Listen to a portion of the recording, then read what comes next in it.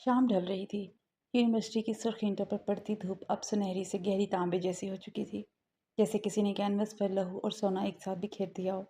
दरख्तों के तवील साए जमीन पर जालीदार कफन की तरह बिछे थे, जिनके बीच से गुजरती हवा भी कैंटीन की कड़क चाय की महक, लड़कों के बेबाक कहकहे और दूर फुटबॉल ग्राउंड से आती सीटियों का शोर मिक्स हो रहा था। ये जिंदगी की एक भरपूर बेपरवाह सिम्फनी थी, जो हर रोज़ बजती थी और हर रोज़ मिट जाती थी। नॉवल ज़ोन 24 में खुशामदीद। आज की किस्त में हम जानेंगे कि आखिर ऐसी क्या वजह है कि हानि ज़ारून खान से इस कदर डरती है। आखिर क्यों ज़ारून खान हानि को इतना ब्लैकमेल करता है।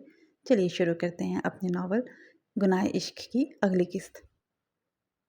मगर उस सिम्फनी के बिल्कुल मरकज़ में काउंटर के सामने एक ऐसा साया था जो इस पूरे शोर को निगल रहा था। ज़ारून खान, 3 साल सीनियर BA फाइनल ईयर का वो तालिब इल्म जिसकी खामोशी किसी तूफान के आने से पहले की घुटन जैसी थी। तराशीदा संगे मरमर जैसा चेहरा, बेदाग, बेरहम और हद दर्जा बेपरवाह। स्याह शर्ट के फोल्ड किए हुए कफ, कलाई पर बंधी पुरानी चमड़े की घड़ी और वो तारीख गहरी आंखें जिनमें झांकने की हिम्मत पूरी यूनिवर्सिटी में किसी में नहीं थी।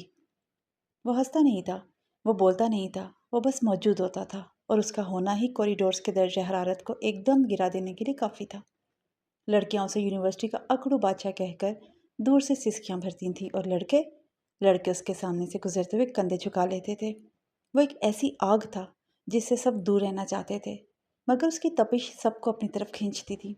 और फिर वहाँ हानि मंसूर थी, दूसरे साल की सबसे ज़िद्दी, चंचल और हद पार कर जाने वाली बेखौफ लड़की। वो लड़की जो तूफानों के रुख मोड़ने का दावा करती थी। कैंटीन की लकड़ी की मेज़ पर जब उसकी सहेलियों ने उसे उकसाया तो हानि के अंदर की अना बेदार हो गई। हिम्मत है तो इस बर्फ के बुत को पिघला कर दिखा हानि, मान जाएंगे कि तुम जो चाहो कर सकती हो। सहेली ने तंज का तीर चलाया। हानि के होंठों पर एक जहरीली शरारती मुस्कुराहट उभरी। उसने कोल्ड ड्रिंक की बोतल पूरी ताकत से मेज़ पर पटकी। शर्त? उसकी आवाज़ में एक चैलेंज था। अगर मैंने ज़ारून खान को अपना दोस्त ना बनाया तो मैं सारी ज़िंदगी तुम्हारी गुलाम, लेकिन अगर वो मेरे सामने झुक गया तो तुम सब मेरे इशारों पर नाचोगी। तालियों की गूंज के साथ शर्त लग गई, मगर हानि ये नहीं जानती थी कि वो जिस बर्फ से खेलने जा रही थी वो दरअसल जमी हुई लावे की चट्टान थी। अगली सुबह लाइब्रेरी के अंदर का माहौल किसी मकबरे जैसा खामोश था। सिर्फ छत के पुराने पंखे की सरसराहट और किताबों के सफ़ात पलटने की धीमी आवाज़ें गूंज रही थी। ज़ारून हमेशा की तरह खिड़की वाले आखिरी कोने में बैठा था। उसके सामने मोटी फाइलें, लैपटॉप और चेहरे पर दुनिया भर की संगीनी थी। धूप का एक टुकड़ा उसके चेहरे के दाएं हिस्से को छू रहा था, जिससे उसका जाओ जलाल मजीद गहरा लग रहा था। हानि ने एक गहरा लरसता हुआ सांस लिया। उसका दिल सीने में हथौड़े की तरह बज रहा था। वह एक भारी किताब हाथ में पकड़े पूरे एतमाद का लिबादा ओढ़कर उसके बिल्कुल सामने पहुंची और कुर्सी खींची। लकड़ी की कुर्सी के चिरचिराने की आवाज़ खामोश हॉल में गूंजी। ज़ारून ने सर नहीं उठाया। उसकी कलम कागज़ पर चलती रही। उसने इंतहाई धीमे मगर काटदार लहजे में कहा, ये जगह रिजर्व है। हानि ने किताब खोली, अपनी बड़ी बड़ी आंखें फैलाई और इंतहाई मासूमियत मगर बेबाकी से बोली, रिजर्वेशन का बोर्ड तो कहीं दिखाई नहीं दे रहा ज़ारून साहब। ज़ारून की कलम एकदम रुक गई। उसने आहिस्ता से, बहुत आहिस्ता से अपना सर उठाया। जब उसकी काली गहरी और जमी हुई आंखें हानि की आंखों से टकराईं तो हानि को लगा उसके फेफड़ों से हवा खींच ली गई हो। वो नज़रें तीर की तरह उसके वजूद में पेवस्त हो रही थी। वो इतनी सर्द थी कि हानि के जिस्म में एक सनसनी दौड़ गई। फजूल बातें करने वालों के लिए लाइब्रेरी नहीं होती। ज़ारून की आवाज़ में गुस्सा नहीं था, लेकिन उसमें एक ऐसा भारीपन था जो इंसान को अपनी औकात याद दिला दे। हानि ने हलक में फंसा घूंट निगला। उसने हार मानने से इनकार कर दिया। वो थोड़ा आगे झुकी, दोनों हाथ मेज़ पर टिकाए और सीधा उसकी आंखों में झांकते हुए बोली, और इतने संजीदा लोगों के लिए ज़िंदगी नहीं होती। थोड़ा हंस लिया करो ज़ारून साहब, वरना चेहरे पर वक्त से पहले शिकने पड़ जाएंगी। ज़ारून ने एक तवील गहरा लम्हा उसके चेहरे को देखा। उसकी नज़रें हानि के होंठों की थरथराहट पर रुकी, जिसे वो इसका झूठा एतमाद नाप रहा हो। फिर उसने दोबारा सर झुका लिया और लिखने लगा, मेरे चेहरे की फ़िक्र छोड़ो, अपनी CGPA का संभाल लो। यहाँ औसत जहनों के लिए जगह कम है। हानि का चेहरा सुर्ख हो गया। उसने दिल में दांत पीसते हुए कहा, अकड़ू कहीं का। मगर वो मुस्कुराती भी वहाँ से उठ खड़ी हुई। पहला वार नाकाम हो चुका था, लेकिन जंग अभी शुरू हुई थी। शाम तक आसमान का रंग बदल चुका था। स्याह सुरमई बादलों ने पूरी यूनिवर्सिटी को अपने घेरे में ले लिया था और फिर अचानक मूसलाधार बारिश शुरू हो गई। हानि यूनिवर्सिटी के मेन गेट पर फंसी हुई थी। اس کا بیگ اس کے سر پر تھا اور وہ خود کو بارش کی بے رحم بوندوں سے بچانے کی ناکام کوشش کر رہی تھی۔ ٹھنڈی ہوا اس کے لباس کو چھو کر گزر رہی تھی اور وہ کانپ رہی تھی۔ اچانک بارش کا شور جیسے مدھم ہو گیا۔ اس کے سر پر گرتی بوندیں رک گئیں۔ ہانی نے چونک کر اوپر دیکھا۔ ایک بڑی سیاہ چھتری اس کے سر پر تان دی گئی تھی۔ بارش کے قطرے سیاہ کپڑے پر گر کر موتیوں کی طرح اطراف میں بکھر رہے تھے۔ اس نے مڑ کر دیکھا۔ زارون خان اس کے بالکل پیچھے کھڑا تھا۔ اس کے بال بھیگے ہوئے تھے۔ سیاہ شرٹ اس کے چوڑے شانوں اور مضبوط جسم سے چپک چکی تھی، مگر اس کا چہرہ اب بھی پتھر کی طرح ساکت اور سنگین تھا۔ چلو، اس کے لبوں سے صرف ایک لفظ نکلا۔ یہ کوئی درخواست نہیں تھی، یہ ایک حکم تھا، ایک ایسا حکم جسے ٹالنا ناممکن تھا۔ ہانی ہچکچائی، لیکن اگلے ہی لمحے وہ اس کے ساتھ اس چھتری کے تنگ دائرے میں آ گئی۔ دونوں کے درمیان فاصلہ بمشکل ایک بالشت کا تھا۔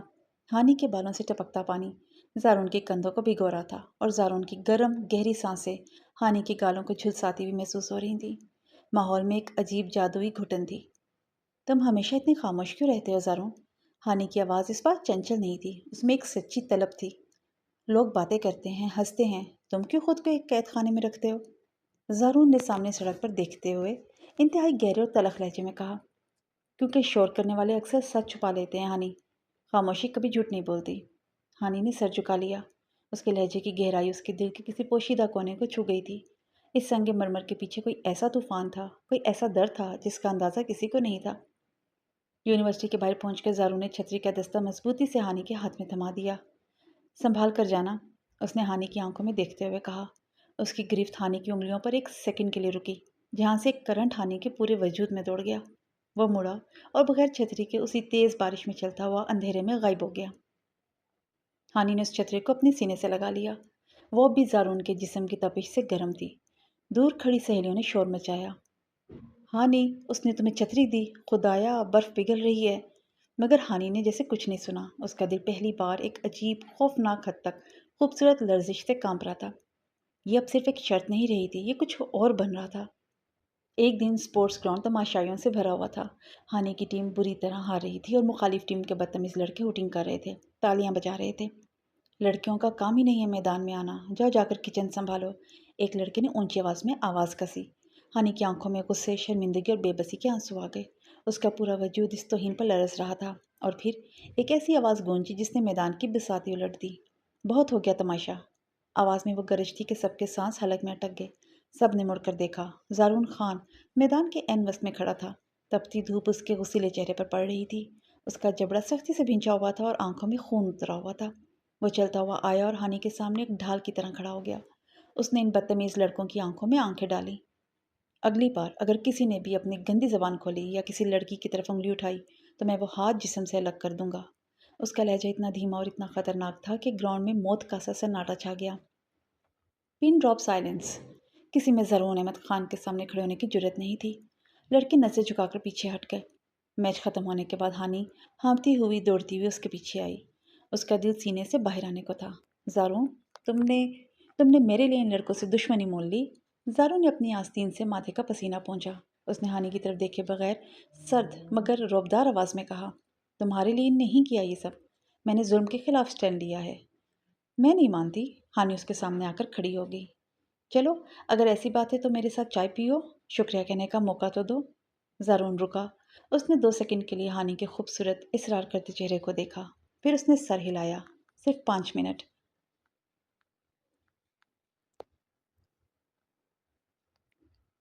کینٹین کی ایک پرانی لکڑی کی میز پر 2 کپ چائے رکھی تھی، جس سے گرم بھاپ اٹھ رہی تھی۔ دونوں کے درمیان ایک طویل خاموشی تھی، مگر یہ خاموشی اب لائبریری جیسی بوجھل نہیں تھی۔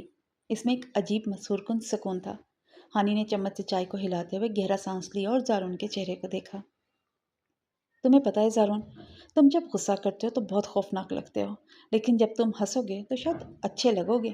زارون نے چائے کا کپ اٹھایا، ایک گھونٹ بھرا اور تلخی سے مسکرایا، ایک ایسی مسکراہٹ جس میں درد کا سمندر تھا۔